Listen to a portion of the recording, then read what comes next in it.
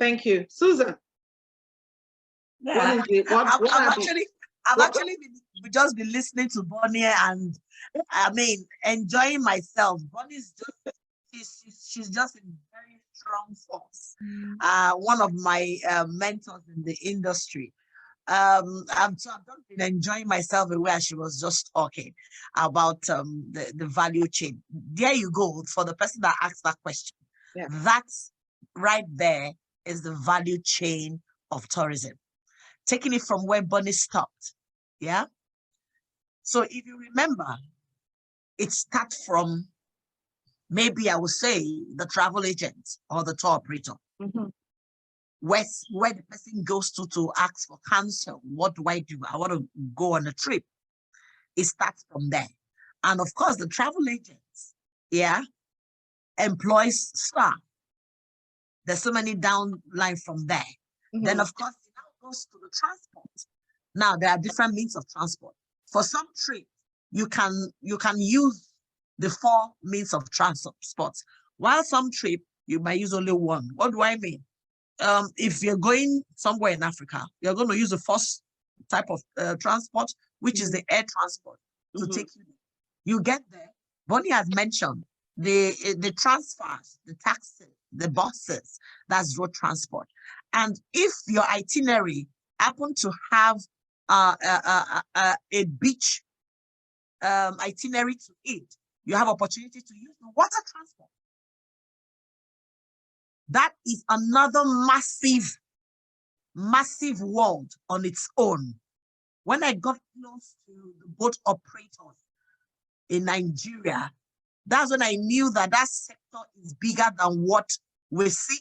That's another massive sector, water transport. Yes. Yeah. So you get to also use water transport. Then, of course, if your trip entails from one city to another, you get to use the rail transport. You might want to take a train from one part of Johannesburg to another. That's rail transport. So you see, sometimes in one trip, you have used 4 different types of transport in that singular trip. And of course, each of the sector of the transport is massive on its own. Aviation is massive in Nigeria. Rail might not be massive, but there's massive opportunities there. I mean, water is also gradually growing. I learned now that ships are docking in Lagos, and the new port in Lekki that is beside the refinery, it's going to be able to dock ships as big as MSC, Royal Caribbean ships. Are we expecting to have cruises from? Oh yes, because the problem with our dock where we can't get those massive cruise lines coming is the port. But the new port now, I learned, can dock cruise ships as big as the Royal Caribbean. So that is water transport, water tourism that is already coming up very massive for us. As a matter of fact, there's a trip I'm planning for November that a cruise line from the Caribbean is coming to dock in Lagos. And they will have a carnival for 14 days and they go back. You see, that is the value chain of tourism, cuts across. Then you now come down, Bonnie touched it a bit, come down to cuisine, food, restaurants. It's massive. Then because people must eat. Anywhere you go to, you eat. I know there's also a type of tourism that gives you opportunity to experience different cuisines. You will have the high class gastro-tourism or something like that. Gastronomy, yeah. Yes, gastro-tourism. Then you also have opportunity to go to the street and eat the street food, what we in Nigeria call buka. So there is no itinerary that we do that does not involve the high end, a taste of the high end, and a taste of the street. We have to be a taste of both worlds. And these are people behind it. Value chain. The food industry alone, I mean, you will know that that's another massive industry. And that is the value chain. Then you leave that, you come down to shopping. For every tourist that goes somewhere, you will want to buy things. Even if you feel, okay, they don't have the there's some clothing you might not be able to. It's not all type of things you can buy in every destination, but trust me, every destination has its uniqueness. And the thing about tourists is they go for the unique things in that destination. That's the idea. As a proof that I have been there. So that is another massive value chain. These people, like using Nigeria, arts and crafts, those are doing tie and dye, those that are involved in our local fabrics and all that, yeah, they might not know or understand what tourism is, but they are beneficiaries of the value chain of tourism. These are just ordinary mothers, ordinary women, sons and daughters that are going about their business. That is the business they do, and they're just doing their business. But we bring in tourists to them, and they get so amazed. And you can imagine a locality, where's that place that is the headquarters of Adire now in Nigeria? Is it Ogun State or one of the Western states? I think you should be able to tell us that. Is it Ogun or your state? I think it's there's an headquarters of Adire there that these local women get involved in. That is their industry. So you can imagine if we have a booming in tourism industry, those women will become millionaires overnight. Millionaires overnight. Because one tourist going there to pick, okay, somebody has put there Ogun State. Yes, Ogun State textile Thank city. you very much. And there are so many, sorry, Madam President, there are also so many of those. For example, there is the Akuraku Akwete. There is also the Akwacha of in Delta. And there are so many of those traditional and ethnic fabrics that are produced in Nigeria, you know, that form part of that value, really. Exactly. And let's remember, these people were not doing it because of tourism. They are doing it because that is their profession. That's their livelihood. Now, the value chain of tourism there now is, tourism has now brought people to engage them in their normal day-to-day profession. And it will now open their eyes that this their profession is really sought after in the international scene. I've had a situation where a local woman became an international businesswoman just because of tourism. Wow. We had a group of Black Americans that went, and we took them to the local market to get to actually, I mean, you know, there's also a package where you can take tourists through how these things are being done. Yeah. That's like learning tours or experiential tours. Learning tours, how they are being done, from production, from the raw materials to the production process and to the end product where they now get to buy. I'm a living witness how tourism changed the life of a local woman because of this. We really didn't have the big factory to do this. So we just made an arrangement with some 2 local women because the tourists wanted to have an educational tour on fabrics. So there was no big time textile companies that we could take them to, but there were these local women that were doing it. And they obliged us and they took us through the entire process. And these Black Americans were amazed. And they came back and invested. They invested in those 2 women. Today, they do not longer use pots in their tie and dye. They have improved. Now they have machines. Yes. They have machines that they use. So their production scale has gone up. That is a local woman that has a lot of dependents, that the life has changed. She's not a politician. She's not a civil servant. She's just an ordinary Nigerian that is talented, and her life has changed because of that. So that is the value chain of tourism. It is endless. Yeah, it is. It is endless. It is. Even when you come to education, you come to medical, mention it, just let me know. Even in agriculture, people have gone on agricultural tour and so impressed, and they invested in the farm. There was a farm, I took a group of people somewhere in Abuja, the outskirts of Abuja. Yeah. And it was just one man that was passionate about farming and put something together. But these tourists came, were very impressed, and they invested. Now, the size of that farm is 4 times what the man started with because of foreign investors. Wow. So that's what tourism can do. Also bring in foreign investors, give opportunity. The value chain is actually endless. And the beautiful thing about tourism, it reaches the people. Yeah. You know, when you have issues that, okay, government gave palliative and it's only a few people that got it. They gave palliative, they released 1 billion, and you can hardly count the people that got the money. But in tourism, there is nothing like that. There is nothing like something being released and a few people get it. It actually touches the people that it's supposed to touch. It goes right straight into the lives of the people, and the people can use it and be better for it. So tell me, the children of that woman, if at all she had any child that was wayward, seeing what has happened, I mean, they've given themselves a sense of hope, a sense of how will I call it? Please help me here. Direction, a sense of direction. What they need to do. A sense of direction. Basically. Thank Yes. you. I mean, now they can proudly be part of what their mother is doing without being ashamed, because some of these words are now being used on runways in London fashion show, London Fashion Week. I mean, it's been displayed on runways. It's been displayed in Paris, in London. Mention it. And it comes straight from this grassroots. So that is value chain of tourism. It cannot be taught. And that's one of the things that our leaders need to actually see, the true value of tourism. There is nothing like somebody cutting corners and it doesn't get to who it's supposed to get to. Yeah. Because it must get there, because the people are the one doing it. Yeah. So that's why I love this industry so much. And it's an industry where there is no government or nation in the world that invests in that you ever regret.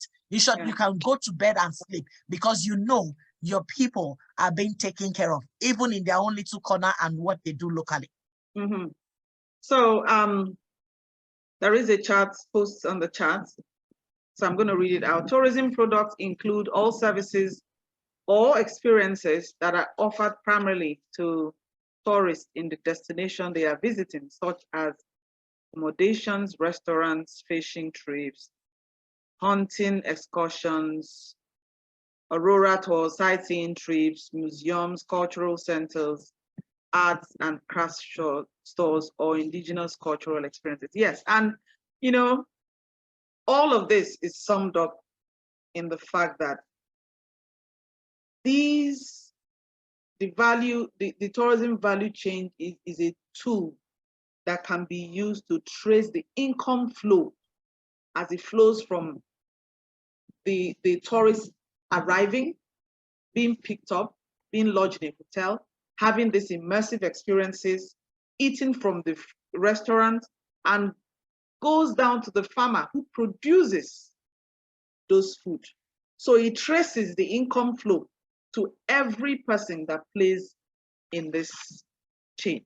Okay, we're going to go on to the next thing. And if you're joining us, welcome. This is African Travel Information Platform, where we talk about African travel, African destinations, trying to uncover the vision of African tourism.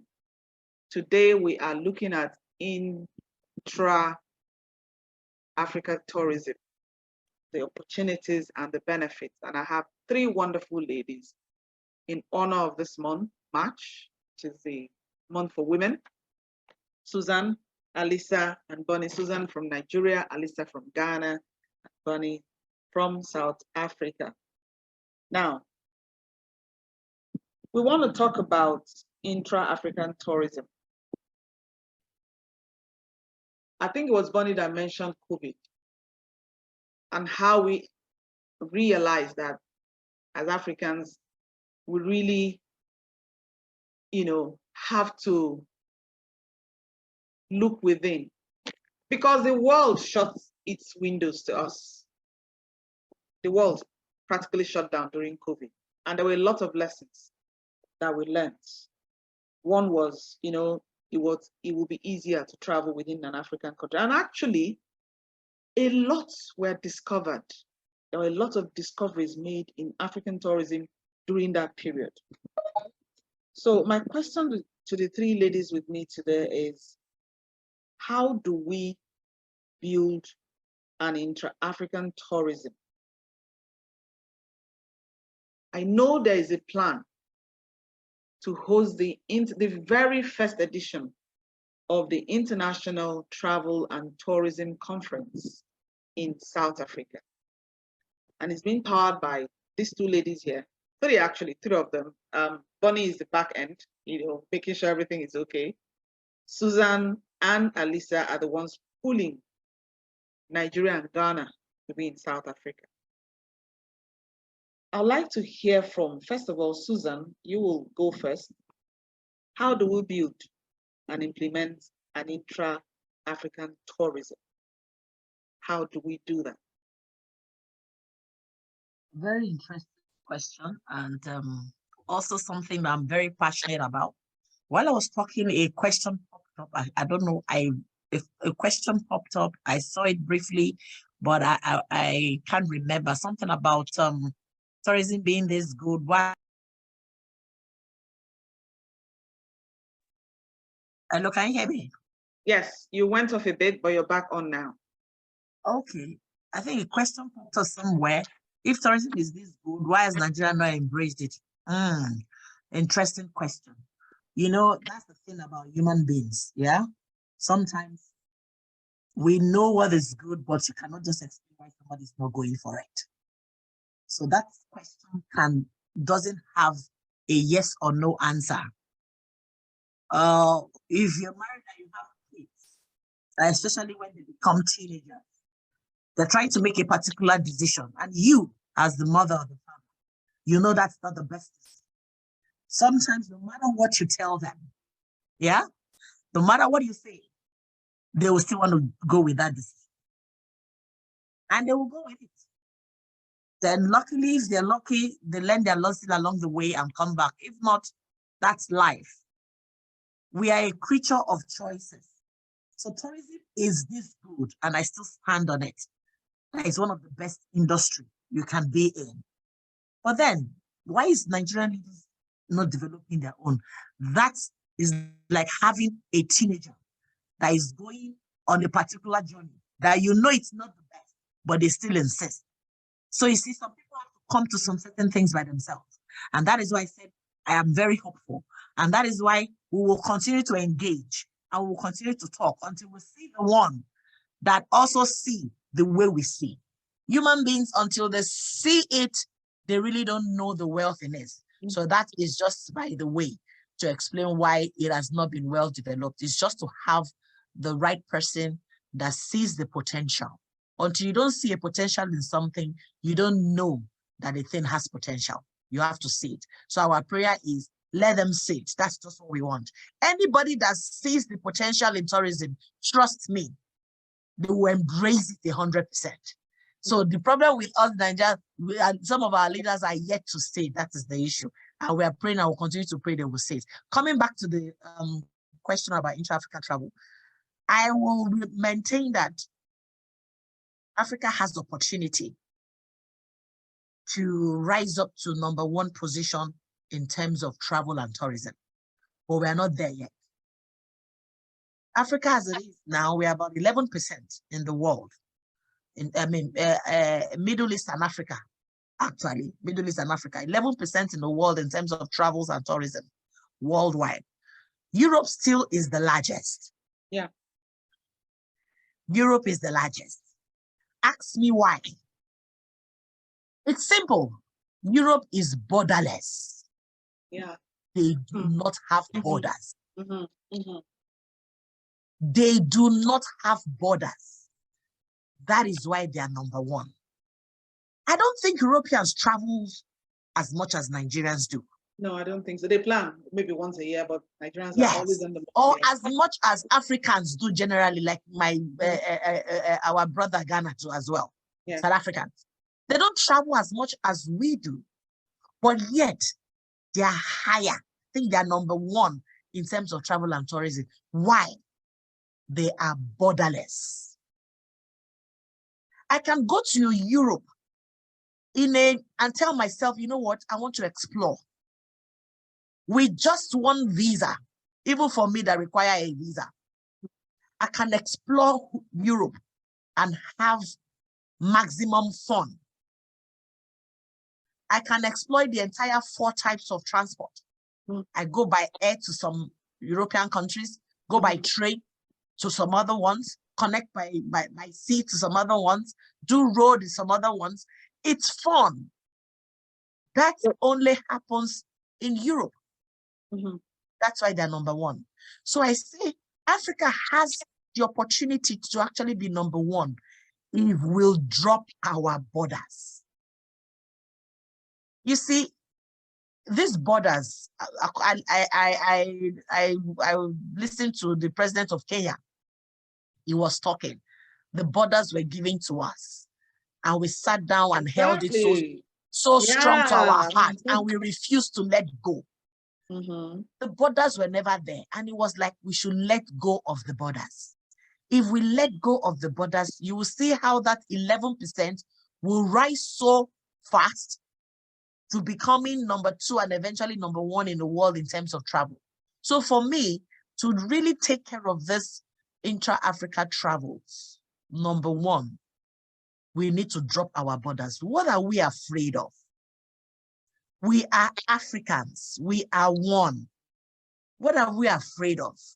Our host told you about a story about the marriage of the KwaZulu Natal, the making of the Nkomboti. It's very similar to making of our palm wine. And you know, interestingly, in that trip, storytelling, very important. Yeah. I found out that the Zulu man is similar to the Fulani of Nigeria. So we are one. So what is our problem with borders and shutting ourselves out? The Zulu man and his cow. The cows are very sacred to the Zulu people. Does that remind you of the Fulani people? It's the same thing. The cow is very sacred to the Fulani man. In short, the Zulu man, give him any, he doesn't care about money, but the cow. If you touch a Zulu man's cow, he can take your life. Because that's a sign of his wealth. That is the sign of his wealth. Yeah. That is the sign that he's a man. He's accomplished. It might not mean anything to somebody else, but that is who he is, culture. And cut across Africa, we have similar culture.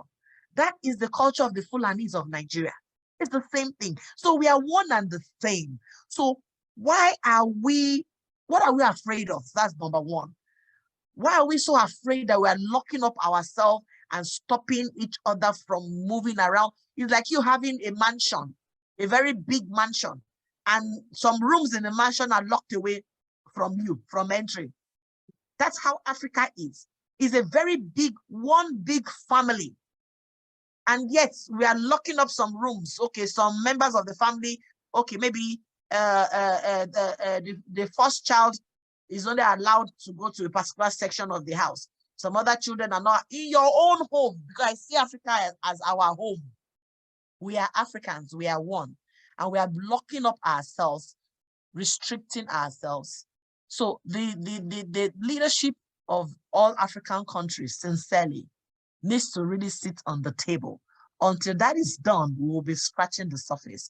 Like I said, anyways, tourism is a passion for a lot of us. So whether our leaders are doing what they're supposed to do or not, there is no stopping us. We're using that same mentality, and hence the reason why we, the practitioners of tourism, we are beginning to push back on these borders until they listen to us and they see the importance of what we are talking about, borderless Africa. So despite the borders, it is not stopping us. That is why we are going to South Africa. And from South Africa, we will go to another African country. Interestingly, this project is meant only for Africa. At no time will it leave Africa, because the project is an African project. And it's a project in which we are trying to use it as a tool to make leadership in Africa, governments of different nations in Africa, realize that they need to drop the borders. I mean, imagine taking over 400 travel professionals from Ghana, from Nigeria. The next year, I mean, maybe Kenya will join. Another year, another country will join. So it's a collaborative work. It keeps growing and it keeps growing.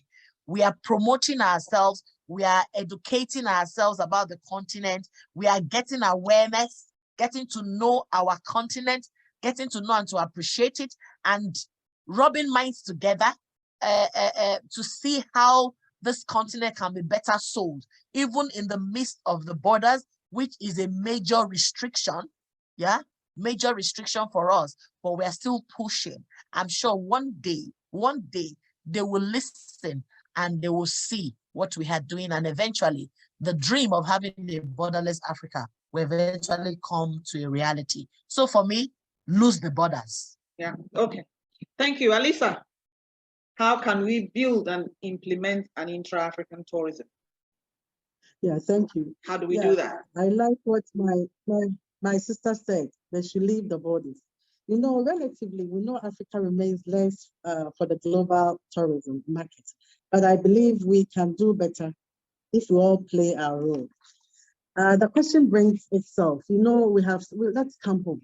As I remember last year, Susan, when we went for Indaba, she approached me of the project that she was doing and that if we can come on board. And I realized that it was a good initiative. So after our trip, we were communicating, and this is where we are now. Using Joburg as our maiden conference is a way of driving human traffic into South Africa. And it could be vice versa.